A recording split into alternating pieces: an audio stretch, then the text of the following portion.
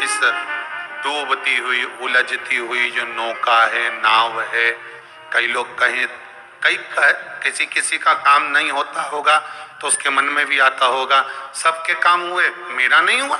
हो सकता है कर्म का खेल थोड़ा भारी हो, बाबा को काटने में फाइल में से नाम इतनी जल्दी कटता नहीं है, बहुत दम लगाना पड़ती है। शंकर भगवान को भी कहना पड़ता है ब्रह्मा जी को कि कर रहा हूं। ब्रह्मा जी बोले इसका भाग्य मत पलट देना, बहुत बेकार कर्म कर कराया। शंकर जी बोले पानी चढ़ाता रहेगा तो मेरा शिवलिंग भी गलता रहता है, तो फिर सिग्नेचर भी तो गलेंगे। रुक तो सही तू जरा, इसने जो कर्म करा है इतनी जल्दी फाइल को छुपाना दम चाहिए, केस भारी है। और चारों तरफ हाहाकार मच रहा है। जो तुमने पूर्व में कर्म करा है वो कर्म तो तुमने ऐसा कर दिया, अपने को मालूम नहीं, पर जो कर्म कर आए हो उस कर्म का भोग तो मनुष्य के शरीर में भोगना है। पर सारे पाप तुम्हारे चारों तरफ से हाहाकार कर रहा है, ये पापी है, इसने ये करा, इसने वो करा, पूर्व में इसने ऐसा करा वैसा करा, तो अब इतनी हाहाकार मच रही है। अब देखो किसी व्यक्ति के लिए इतनी हाहाकार मचे तो लोग सोचे कि आखिर बात क्या है, तो वहां पर पहुंचे लोग बात करने के लिए, आखिर हुआ क्या, क्या हो गया, फिर फाइल देखो, ये देखो, वो देखो, तो उसी तरह हाहाकार मच रहा है सब दूर से। तो भगवान शंकर भी कहते हैं थोड़ा समय लगेगा, चिंता मत कर, तू भक्ति मत छोड़ना, छोड़ मत देना। एक लोटा पानी बिल्कुल मत छोड़, जपे जा, लगे जा, करे जा। अगर तेरे घर में लक्ष्मी नहीं आ रही हो तो कमल गट्टे को पानी में डाल, शिव जी को चढ़ा करा। कमल का फूल बाजार में मिल रहा हो, जब तक कमल का पुष्प बाजार में मिले तब तक एक कमल का पुष्प सोमवार की सोमवार शंकर को चढ़ाना चालू कर दे। सोमवार को नहीं चढ़ाए तो प्रदोष को चढ़ा, पर शंकर की भक्ति कर। और कमल का फूल ना मिले तो कमल गट्टा पानी में डाल, उस पानी को शंकर पर चढ़ा, पर चढ़ा देव, क्योंकि शिव की चरणों में रहने के लिए माता ख्याति ने लक्ष्मी देना चाहिए और लक्ष्मी जी को भगवान शंकर ने नारायण को दे दिया। अगर वही कमल के पुष्प पर लक्ष्मी का निवास होता है, इसलिए दीपावली पर कमल का फूल शिव जी को, भगवान माता लक्ष्मी को समर्पित होता है। कमल का पुष्प मेरे भगवान विष्णु ने शंकर भगवान को सावन के महीने में 108 दिए थे। वो पुष्प का फल इतना मिला कि भगवान विष्णु को सुदर्शन चक्र मिल गया था। सुदर्शन चक्र किसका था? भगवान शंकर का। वो चक्र भगवान विष्णु को दिया। ले लो, तुमने कमल के फूल चढ़ाए 108, ये कमल का पुष्प चढ़ाने का फल ये है कि अपना सुदर्शन चक्र तुमको देता हूं, दुष्टों का संहार करना ये आपको देता हूं। भगवान विष्णु सुदर्शन चक्रधारी हो गए। केवल कमल का पुष्प चढ़ने से भगवान नारायण को लक्ष्मी प्राप्त हो जाती है, इसलिए लक्ष्मी जी की प्रियता कमल का पुष्प है। वो कमल के पुष्प का जल, कमल का जल या कमल गट्टे का जल शंकर पर आप प्रदोष की प्रदोष, सोमवार की सोमवार नहीं आ रही ना लक्ष्मी, पैसा नहीं आ रहा, अब आपने सब दूर माथा टेक लिया, चढ़ाना चालू करो। एक कमल गट्टा पानी में डालो, उस पानी को शिव जी को चढ़ाओ, चढ़ाइए। मिल जाए कमल का फूल, जब तक मिल रहा है, अभी ठंडक में तो मिल ही जाता है, कमल का पुष्प मिले मंगवा लिया, चढ़ा दिया। सोमवार की सोमवार, नहीं तो प्रदोष की प्रदोष चढ़ाओ, 5-6 प्रदोष करके देखो, कहीं सीवर वाला महाराज झूठ तो नहीं बोल रहा, देखने में क्या जाए। ना सीवर वाला महाराज कहीं जा रही है, ना तुम कहीं जा रहे हो, आ जाना वापिस सही कुबेरेश्वर धाम। तो चढ़ाओ, शिव की आराधना करो, शंकर की भक्ति करो और एक दृढ़ता से करो।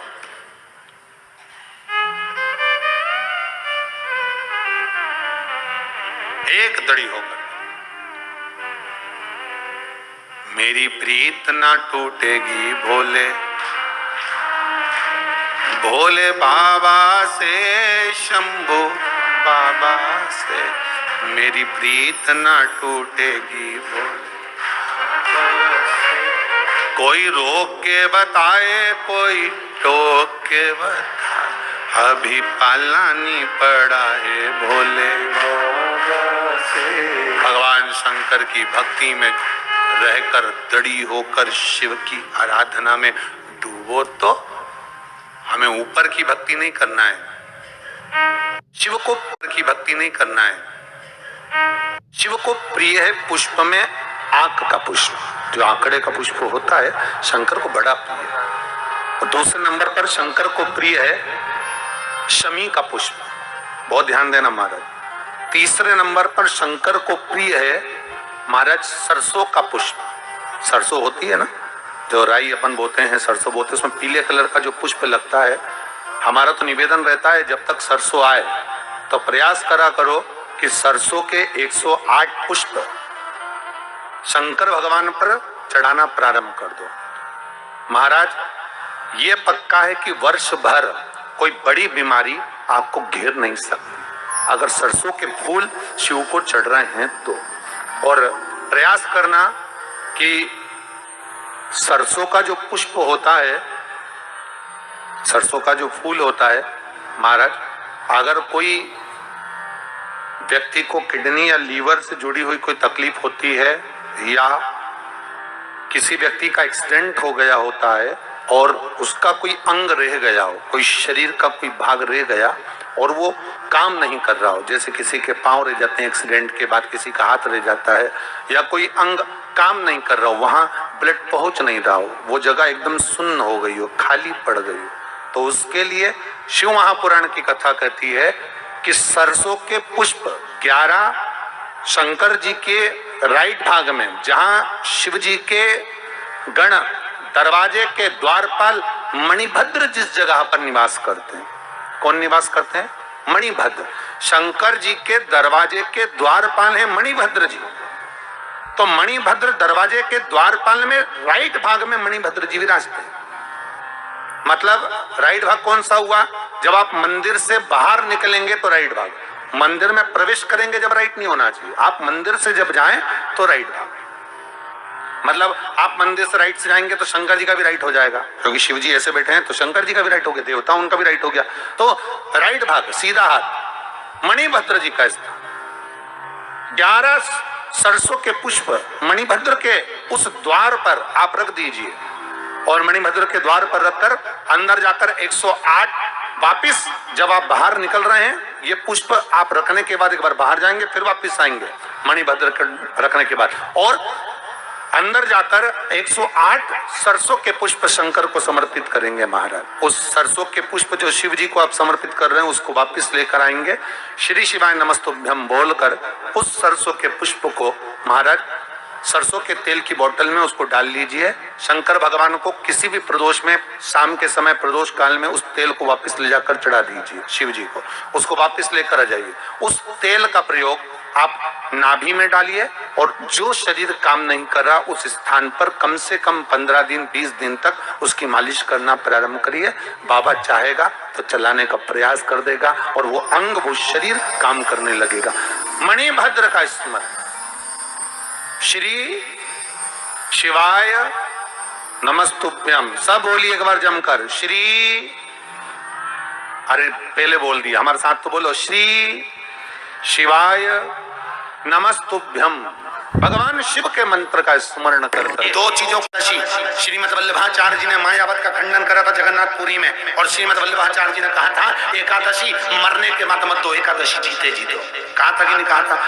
जीते जी दान करिए। इसलिए जगदीश में, जगन्नाथपुरी में एकादशी उल्टी लटकी हुई है। करें आपने दर्शन?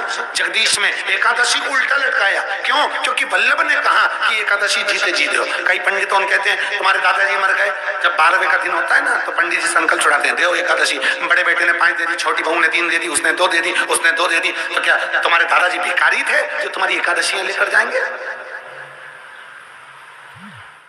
और तुम कौन होते हो दादाजी को एकादशी देने वाले? तुमने कौन सा इतने पुण्य कर लिए जो तुमने एकादशी दे दी?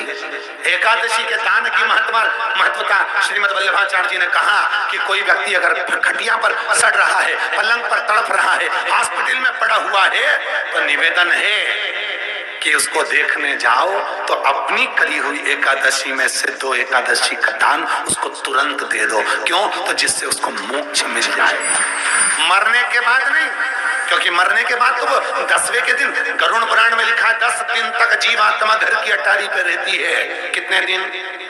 10 दिन। 10 दिन के बाद जीवात्मा चली जाती है। कहाँ जाती है? उसको जहां जाना है। 3 दिन में उसको भोग भोगना पड़ता है जीवात्मा को। 3 दिन नरक का भोग भोगती है, उसके बाद स्वर्ग का भोग भोगती है। 18 दिन में ये प्रोसेस पूरी हो जाती है। कितने दिन? 18 दिन। 18 दिन के बाद में उस जीवात्मा को धान के खेत में पटका जाता है। किसके खेत में? धान के, चावल के खेत में। इसलिए कहते हैं एकादशी के दिन चावल मत खाओ। कहते कि नहीं कहते? और क्या कहते हैं? द्वादशी के दिन चावल खाना जरूरी है। एकादशी का पालना करना है तो द्वादशी को चावल का एक ग्रास खाओ, तब द्वादशी को चावल खाओगे तो एकादशी लगेगी। चावल नहीं खाओगे तो एकादशी नहीं लगेगी। द्वादशी को चावल खाना जरूरी है। क्यों कहते हैं? क्योंकि धान के खेत में जीव को छोड़ा जाता है, उस धान के खेत में, चावल के खेत में जीवात्मा रहती है, उसको चिड़िया खाती है तो चिड़िया के रूप में जन्म लेता है, मनुष्य खाता है तो मनुष्य के रूप में जन्म लेता है। इसलिए एकादशी के दिन चावल नहीं खाया जाता, क्योंकि एकादशी के दिन हम चावल खाएंगे तो जीव हत्या का दोष लग जाएगा। फिर कब खाना है? द्वादशी के दिन। द्वादशी के दिन क्यों खाया जाता है?